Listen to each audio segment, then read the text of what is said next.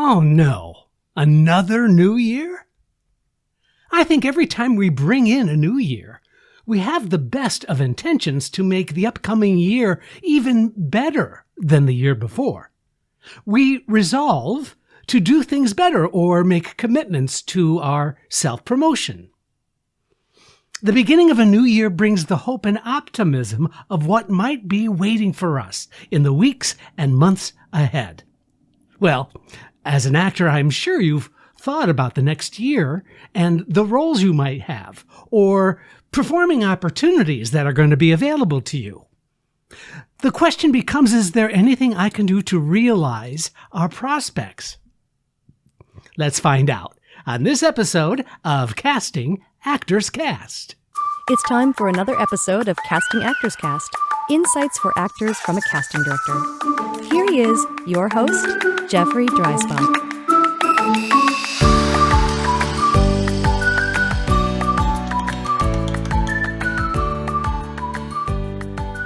Well, hello and welcome to today's episode of Casting Actors Cast. Welcome. I'm Jeffrey Dreisbach. I'm a casting partner with McCorkle Casting in New York City. How are you? Well, Happy New Year to you all. So grateful that you are tuning in. This is that moment of the podcast where I get to say thanks. Hey, listen, if this is the first time you've tuned into the podcast, I'm excited that you're on board. Please consider going to the website, castingactorscast, alloneword.com. You're going to find more information out about the podcast, but additionally, there's a form on the landing page that says dive into the talent pool. And if you do that, that's going to open up some freebies for you just by giving me your name and your email address. By the way, I don't do anything with that. I don't spam you. On occasion, I might send out a promotional email about an upcoming podcast. But listen, I don't chew up your bandwidth, if you know what I'm talking about. But if you do go to the website, that's a place where you can ask me a question that I can answer on the air. You can find out more information about the podcast. You can also just simply fill out the form and say, I enjoy listening to the podcast. So you can leave me any kind of a message that you like. There's also a place where you can send me a voice message right there from the landing page of the Podio, the podcast videos that are available on castingactorscast.com. But listen, if you do that, if you fill out the form that says dive into the talent pool, here are some freebies that I'm giving you absolutely free of charge. One is a book, a 100-page PDF book on doing voiceover work.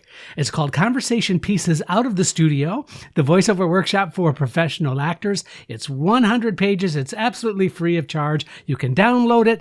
You can print it out if you want. You can do a reader. You could also go to Amazon and pay money for it, but I'm giving it to you absolutely free of charge. The second thing is a video that I did a few years back called Casting Secrets, What They Don't Tell You. But guess what? I'm going to tell you. It's a free 20-minute video, all for simply filling out that form, maybe requesting some more information for a future podcast, whatever you'd like on that form. This is a good moment also to share with you that I really would appreciate it if you get anything out of this podcast today, or if you've been a previous listener, please consider leaving me a like, a review.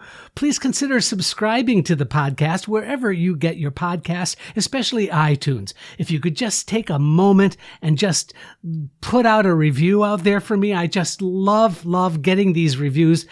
We've gotten hundreds and hundreds, over the 100,000 downloads of the podcast. It's been really gratifying, and I get so excited when I hear from those of you that are out there and are listening. So thank you very much for that. Finally, here's my shout out to my good friends at actorsconnection.com/New York. Workshops, seminars, and classes with working professionals in the industry. Do check them out if you will. actorsconnection.com. All right. Let's talk about today's episode, shall we? The new year. You know, for me, I try to do resolutions, and I just kind of think about after 3 or 4 days, I forget about every damn one of them. I'm not sure if making a resolution is like the best idea, but I understand the reason behind it. You want to sort of close the chapter on the last year, and then you want to open up the new, fresh start that the new year promises. And so I think that as an actor, as a performer, there are some very tangible, specific things that you can do to help yourself. So best ways to approach the new year. Here are 5 things to consider. Number 1, realistic goal setting. Now, when I'm saying realistic goal setting, you probably might be thinking, I'm thinking of, thinking too big. I'm going to have 3 movies and 4 Broadway shows next year. I'm talking about realistic goal setting. I'm talking about those goals that are logically within your reach. But here's the thing. Please refrain from modest goal setting. I'm going to be taking a class next year. Well, you know what? I think that's great, but I really think that you should aim higher than that. So at the same time, don't aim too high, but then don't sell yourself short. So please refrain from modest gains or, like I said, overly ambitious ones. Number 2, have a plan. I know I say this all the time. Have a plan, write it down. You can do it in many different formats, right? You can have, let's say, a vision board. You all know what a vision board is, I'm assuming. It's sort of where you project what you are looking for. Some people call it manifesting your future. You cut out pictures in the magazine, or you decide little phrases for yourself. So a vision board is really kind of a cool idea. I've never done one. And you know what? I think at this moment, I'm deciding that I'm going to do one. Yeah, I'm going to put one together. Maybe I'll share that in a future podcast, talking to you about the trials and tribulations of putting together a vision board. It might be something as simple as just have a checklist, or create a chart for yourself, a little chart of accomplished tasks that you might set for yourself. Or even simpler yet, now is the time to start a diary. A daily journal. Journaling is such an important aspect to the creative process that I encourage you to pick up a blank notebook and just start writing in. So consider it a diary entry or just random thoughts on your career and your career aspirations. You'll be so surprised at how focused you can become by just simply sticking to that regular task of journal entry. All right, let's move on from there. Being specific with your plan. Many times people say, well, I'm going to get an agent next year. Well, that's great. And nothing wrong with that. But the more specific you are, what kind of an agent are you looking for? What agents are you familiar with? Why would that agent be of particular help to you? And so laying out details and more specifics about how you're going to approach that goal is so much better for you. So the more details you have, the better it is when you are specific with your plan. Number 4, be wary of timetables for your goals. Now, I don't know how you feel about this, but, if you give yourself, I'm going to get a national network commercial in 2 months, once you set that kind of a goal, frankly, you're only setting yourself up for disappointment. So while I think it's a good idea to be very specific with your goals, be careful about applying a timetable for those goals. In other words, keeping an open mind about how it's going to happen is really, I think, a much healthier approach, because we don't need ammunition to beat ourselves up. It comes really easily for creative people. So just be careful about timetables. Number 5, use a pencil with an eraser when you have your plan written down. What do I mean by that? All right, don't write it in stone. Use a pencil with an eraser so that if something changes, perhaps your goal changes, guess what? You are allowed to set a goal and then alter it as you need. It's not a matter of no matter, come hell or high water, I'm going to achieve this goal. You know what? You're doing yourself a disservice.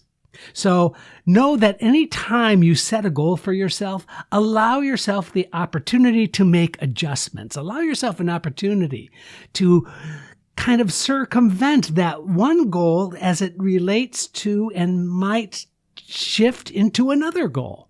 It really is okay. After all, you're the goal setter.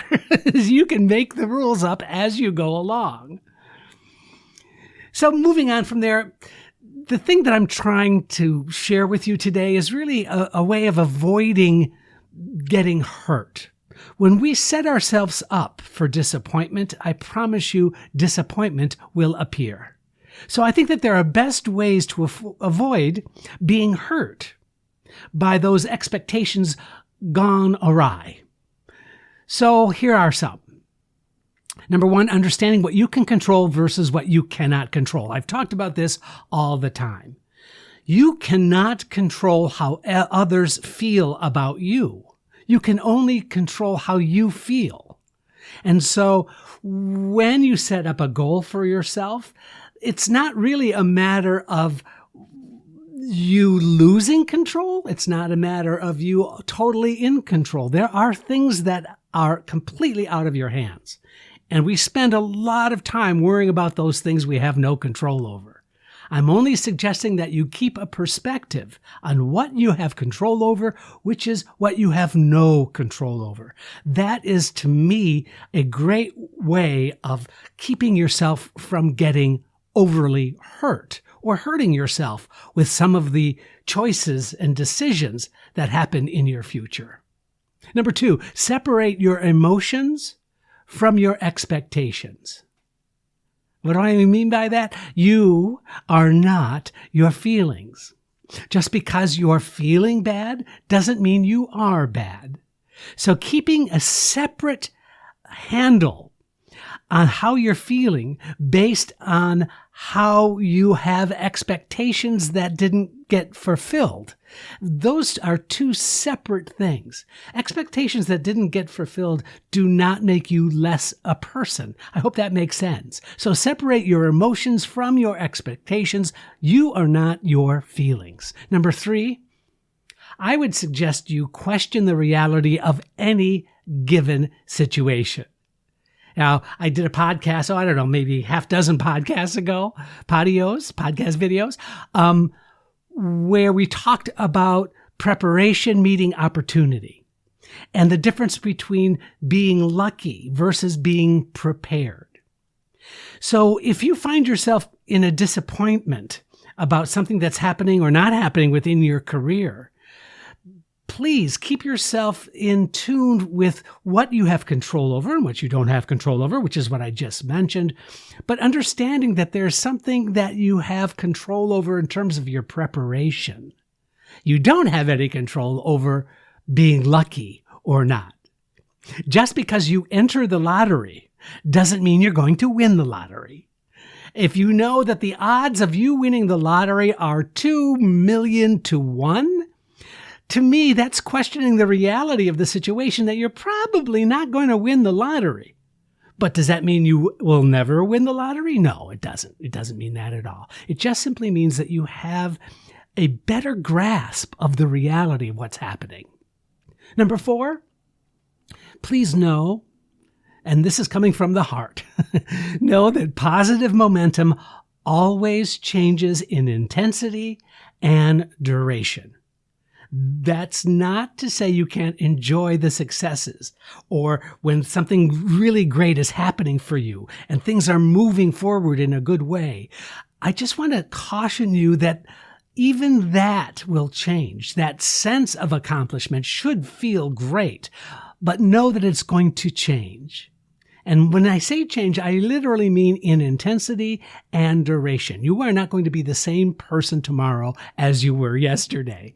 So please keep that in mind. Even in a positive environment, that emotional intention is going to always seek another path or shift in an interesting and different way.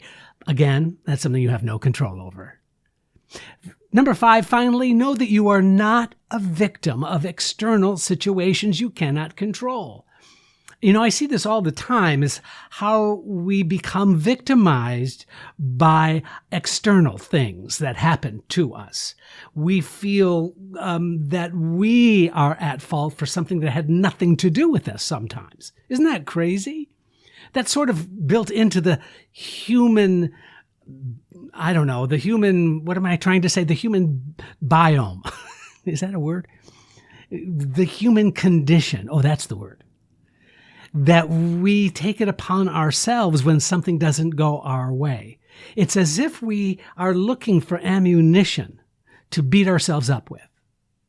So please understand that victim mentality might be a temporary way to soften the blow of reality, but truthfully, it doesn't work.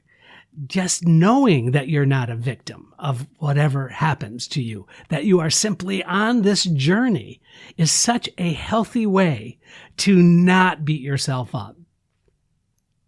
So here are some thoughts I have on the best ways to being a better actor. We've talked about all the self-help stuff here, and I love doing it. I love the subject of this stuff so much, and I hope that we can turn it into something very, very useful for you and something very tangible. So what I call this is the best way to being a better actor. So you probably know a lot of these already if you've been a listener of the podcast, but I'm going to make it concise for you. And these are 5 things to help you. Number 1, okay, you know what I'm going to say probably, but classes. Classes are such an important part of what it is to be a professional actor. Not only is it great for your improvement as an actor, for your challenging yourself, for accomplishing that goal-setting structure we just talked about, but classes do so much more. It's a great opportunity to meet professionals in the industry. It's a great opportunity to connect with other human beings. The truth of the matter is, since COVID, most of us feel more isolated than ever before. I know that feels true. And it is very, very painful to see how that loneliness or aloneness we feel is manifesting itself in our creative worlds. And so classes is a way. It's not the only way, of course, but it is a way that you can get yourself out there, working with other actors, meeting teachers, meeting people that are in a position that might be able to give excellent advice and help you on your journey, is just an incredible plus for you to at least consider. I know the cost factor. The cost factor literally could be sometimes classes are expensive for many of us. I get it. But if you make that an important goal for yourself, you know what? I know this to be true. There will be a way where the money for you to be able to pay for classes will come into play. It's when you decide that you can't afford it, that shuts the door on those opportunities. Keeping your eyes and ears open. There are free opportunities that are out there. Hey, listen, you could make a commitment to listening to all of the podcasts of Casting Actors Cast. Guess what? They're free.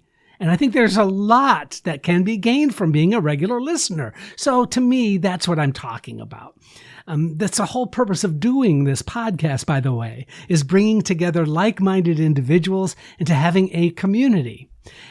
Speaking of that, I hope that maybe this year I hope I have the time and the energy to put together, a Facebook community, perhaps, where we can do some live podcasts. We can do some, just connect with each other a little more frequently and a little more personally than just me talking at you. So that might be something for us to consider. If that's something that is of interest to you, then please let me know. So classes, of course, being such a valuable way of making those additional connections. Number 2, keep records of your progress. Keep a diary of those things that you did. You could make it a daily or a weekly. Here's what I did this week for my acting. Here's what I did this week for my career. I can't tell you how many times just simply writing this stuff down can really have an amazing impact on your progress.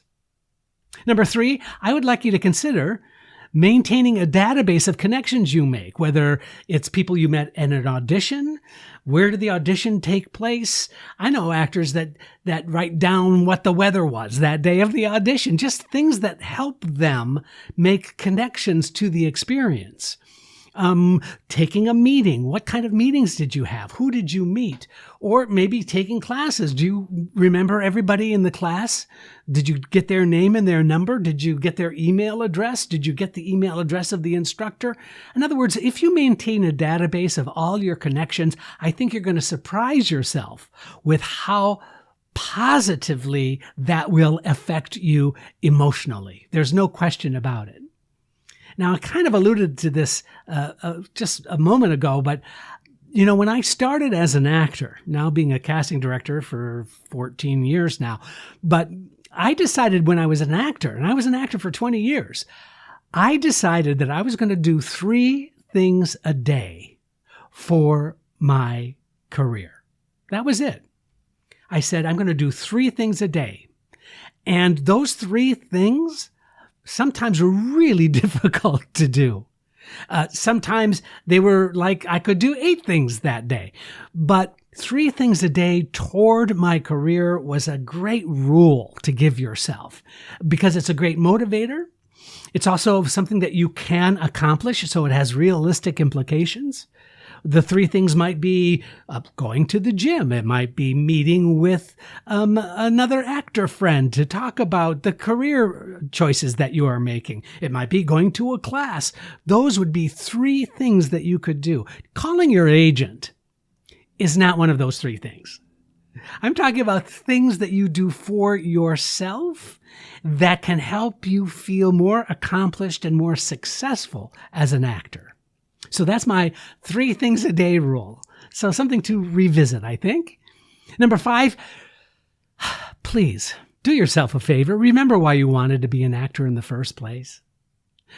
Recall that moment in your young self where you had an experience, whether it was you in the school play, whether it was you in an audience watching something inspirational, whether it was you watching a television show and you said to yourself, I want to do that. Just please take a moment and remember why you want to do this in the first place. Sometimes we forget to enjoy the benefit of our previous experiences that we've had.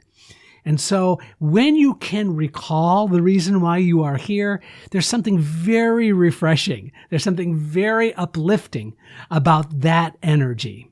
So just remember why you wanted to act in the first place. And I think you'll see that this is a very, very healthy approach to the quality of your work.